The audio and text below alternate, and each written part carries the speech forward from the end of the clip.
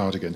The format for the first sessions after lunch is that we're having 30 minutes for each case study, so around about 20 minutes talking time, and then 10 minutes question time, and then the next case study, again 20 minutes, and then 10 minutes, and then the next study. So you can ask focused questions about each of the case studies.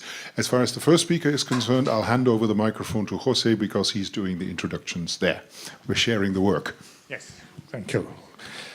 I don't have such a loud voice as you have, but I'm going to introduce you to Alice Micallef from Malta, who commenced her teaching career teaching German as a foreign language and then worked for 18 years in secondary schools in Malta.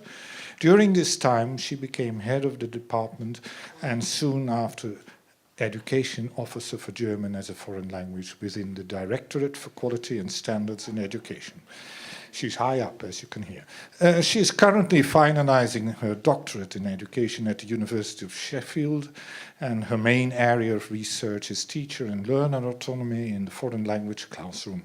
She contributes in teacher training within the Department of German at the University of Malta, and she's Malta's coordinator for RELANG and is here on behalf of the Department of Foreign Languages within the Directorate of Education in Malta. I'm very proud and very grateful that she's agreed to come here, because this is, again, a very interesting and challenging thing she's going to talk about.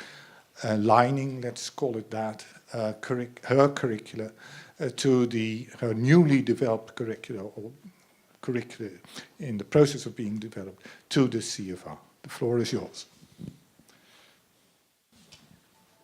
Thank you, and thank you for inviting me to share the work conducted in the past year with the RELANG team.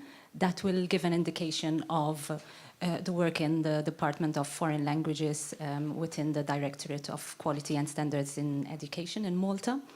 I would like to start by thanking the European Centre for Modern Languages here in Graz for providing us with the possibility to discuss and analyze, evaluate our curricula and our programs of learning.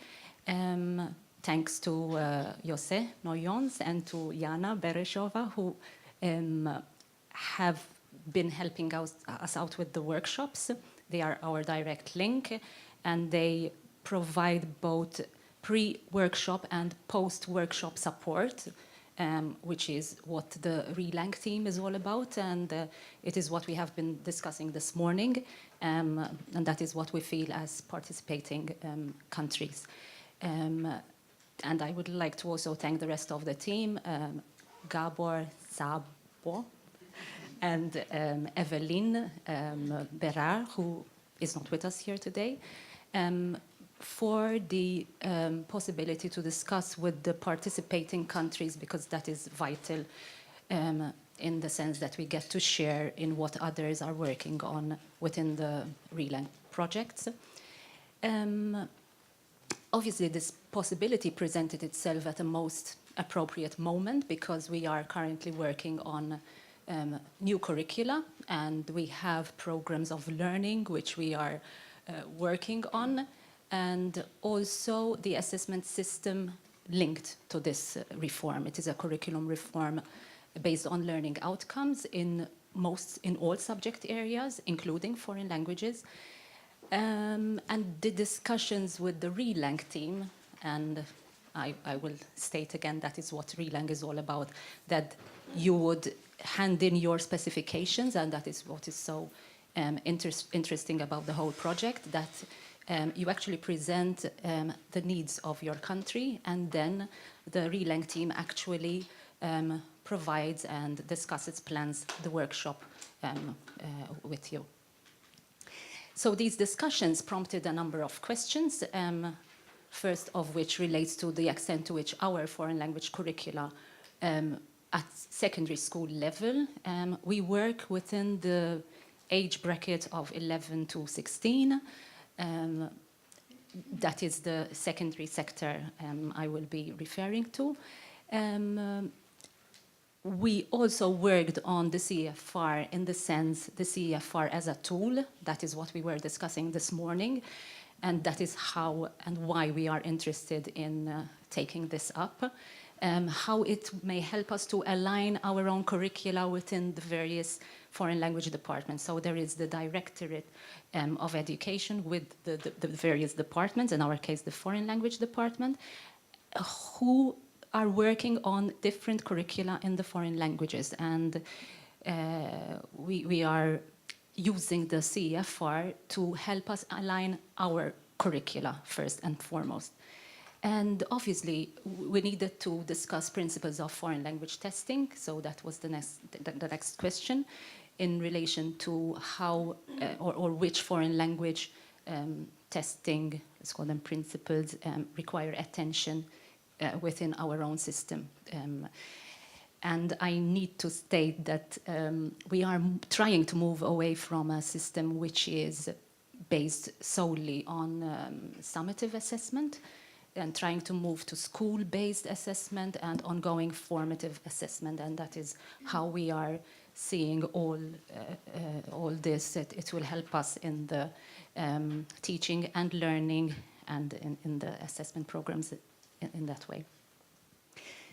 Before moving on, I'd like to take you through the scenario in which foreign language teaching and learning takes place in Malta, where the national language is Maltese. We have two official languages, Maltese and English, and in schools, the language of instruction, the languages are both Maltese and English.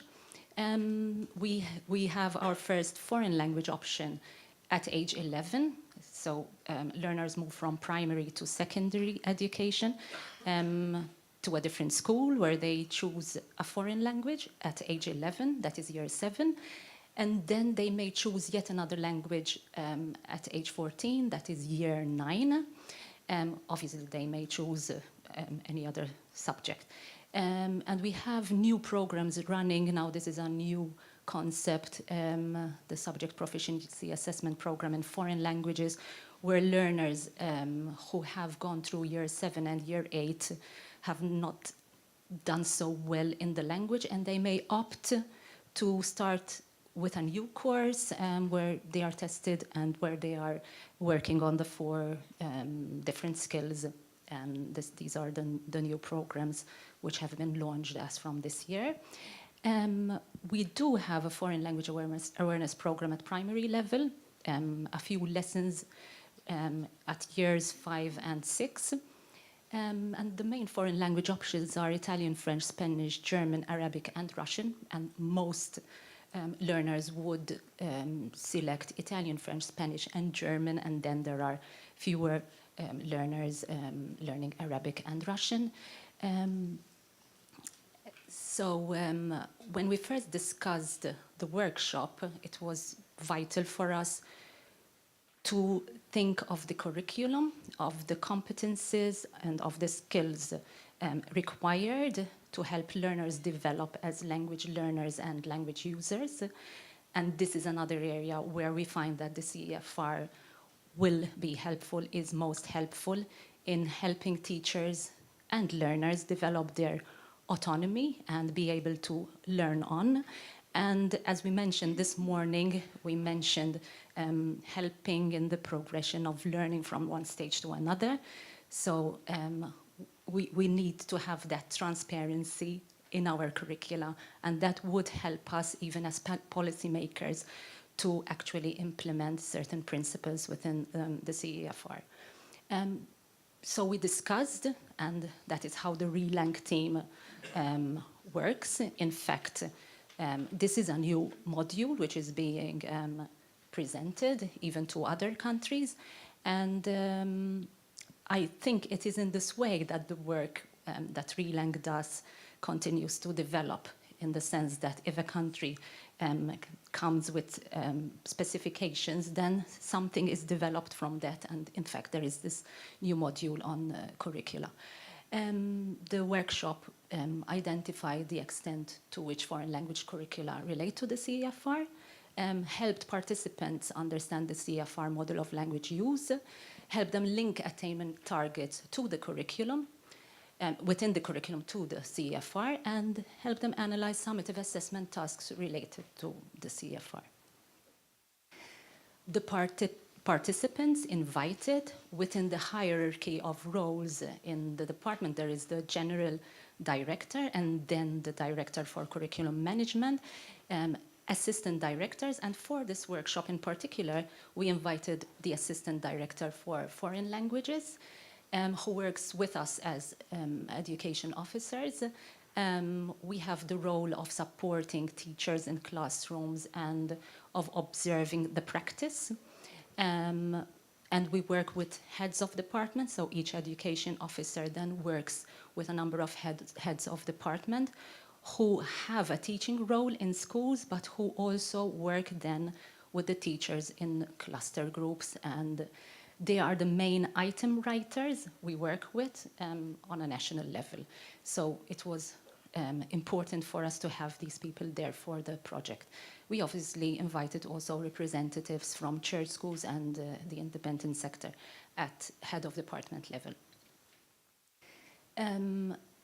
This was what we mainly need to work on. This is the standardization of our curricula, and this has long been a question that has been raised, why we have variance in curricula in the different foreign languages. And therefore we worked as a first step on adequate familiarization with the CEFR, training in productive skills and receptive tasks, and then we also worked on benchmarking of performance samples and standard setting of receptive tasks.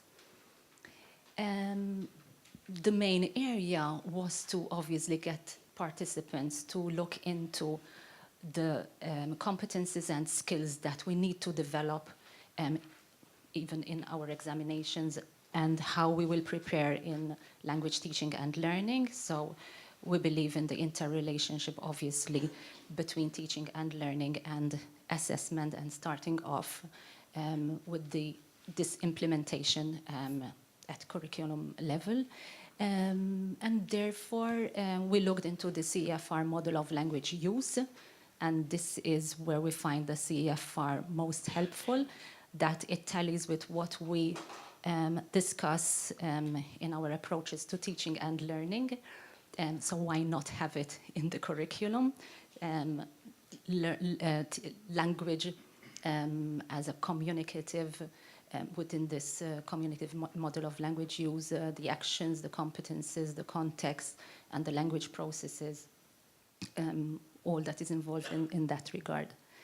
I will share with you a number of findings that emerged from the 3-day workshop. So there was the familiarization stage. Obviously, there were various tasks that we worked on, and we asked participants to judge, to state what level learners would reach at the end of secondary education. And as you can see in the next slide, they mainly ranked the levels between A2 and B1.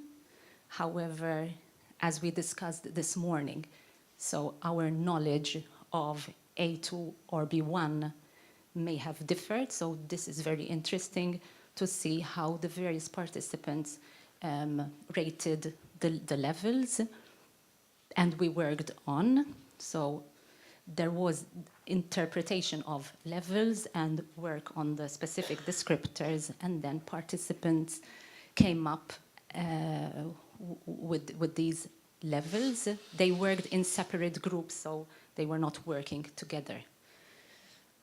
And we also worked on the outcomes in the new curricula, and analyzed the descriptors again, and a lot of discussion was raised.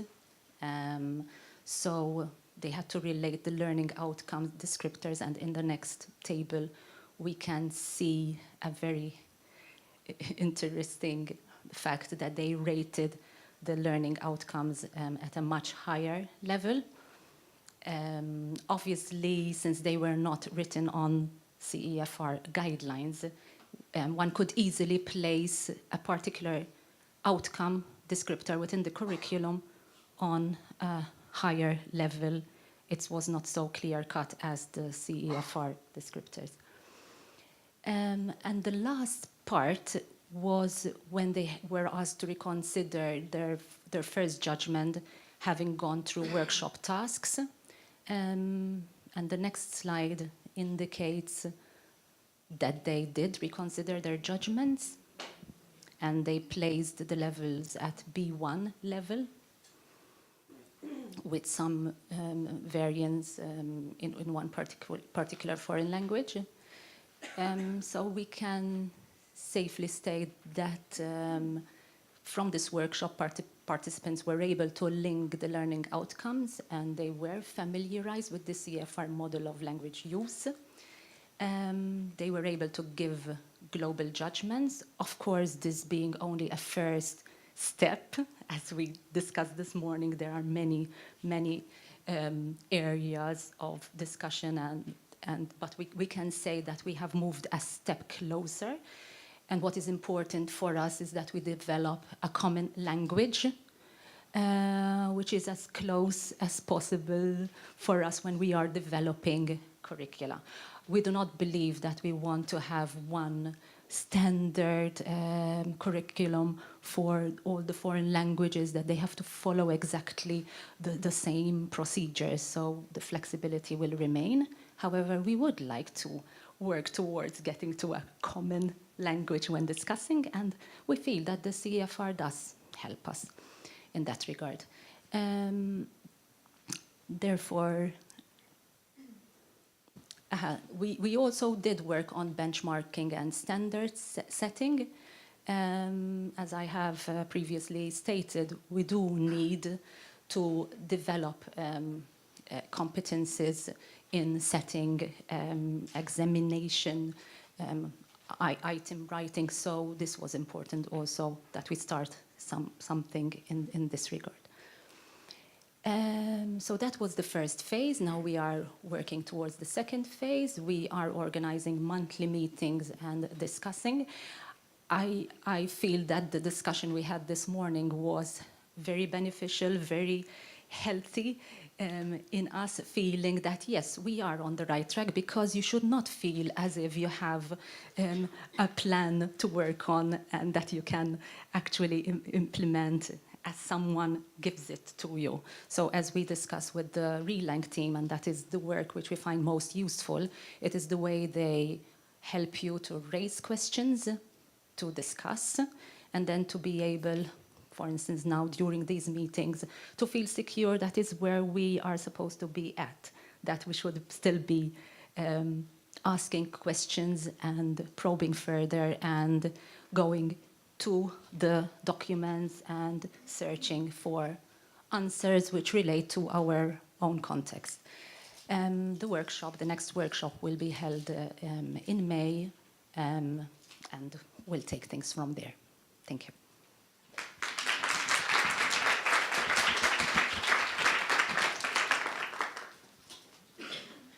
I'll do the microphone carrier again, so lots again of stimuli for questions. So the floor is yours. Thank you very much for your presentation. Very useful and very interesting and very good work. My question would refer to when you talked about benchmarking. Once the participants were trained, did you rate or benchmarked actual performances of your students to the CEFR levels?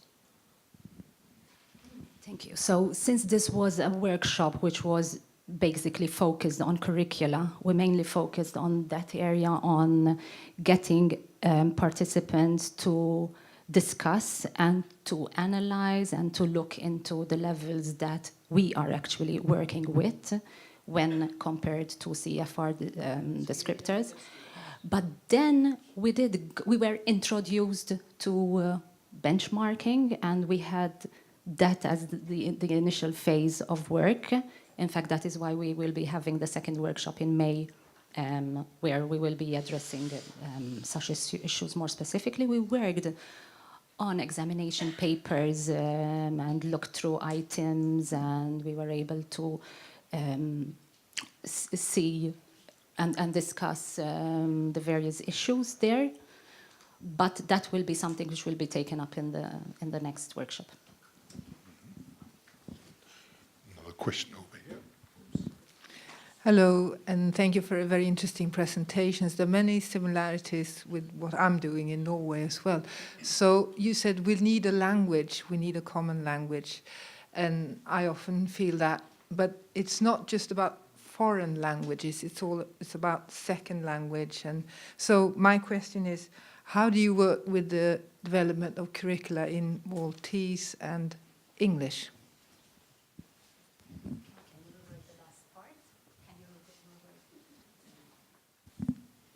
The CEFR gives us a common language. I'm asking you, do you use that language when you revise new curricula in Maltese and English as well? In fact, we are only working on what I have to call a foreign language. I mean, by foreign language, I refer to the language selected, the languages selected. Perhaps that is not the term which we should be using. So you're referring to Maltese and English. For Maltese and English, we actually thought about inviting them as well to the workshop. However, at the moment, the priority lies within the Directorate on implementation of new curricula, and that is why they were not with us for the workshops. And I think it's easier for them because they are all working on their own curricula, and they have already formulated a language for mother tongue language and English as a second language. But no, I would say we are at the moment not working together in that sense, probably because we have been set this priority of trying to align the foreign language curricula. I'm not sure if I have answered your question, however. Two languages when you work in Yes, Right, I've got one and two. Whoops. There you go. Thank you for the presentation. I was just wondering what is happening as far as Russian and Arabic are concerned. Thank you. So we are trying to include more languages. In fact, in one school, we also have Chinese being piloted this year. The only reason why we worked with these 4 education officers was because we do not have an education officer in place for Russian and for Arabic, and Chinese is starting. But hopefully we need to, and that is the work which is promoted by the ECML, that we do disseminate more, and they will definitely be invited once the work is, once they are in the role in place. Thank you. Thanks. Hi, Alice. Thanks very much for that. That was really, really interesting. You might guess what I'm going to ask you, but I'm interested in the use of the CEFR as a pedagogical tool, a broader pedagogical tool, not just a testing tool. And you mentioned that its connection with autonomy. Can you say a little bit more about that, please? Yeah. So that is the whole intention behind the reform at the moment, to actually focus on a more learner-centered approach. But we have been talking about this over the years, and in actual fact, that is something which we need, that we need to help the teachers and the learners to empower themselves. Somebody said here this morning, well, we need transparency. How can the learners themselves be involved in the process of teaching and learning? And I feel that if we are able to present a curriculum which is, in a sense, helpful to the learner, for them to be able to participate in the process that they are the major stakeholders in, then I think the Common European Framework will definitely be the tool to use, and I think even for the teachers themselves, because that is one of the areas that we work in, helping the teachers find a way of including the learner, and I think they need a tool in place which will help them to actually themselves be able to formulate the programs of learning and empower themselves as teachers.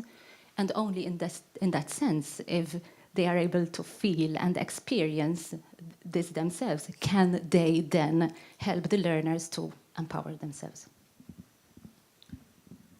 Right, one final question, and then...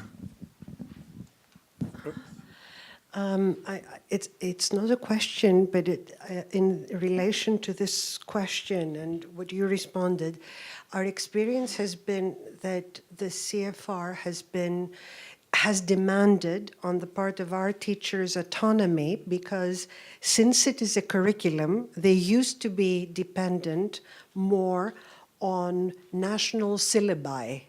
Okay, from the moment that you create a curriculum, then they have to become autonomous in order to create their own syllabuses. And this needs a special kind of training that we have not been, ready to provide yet.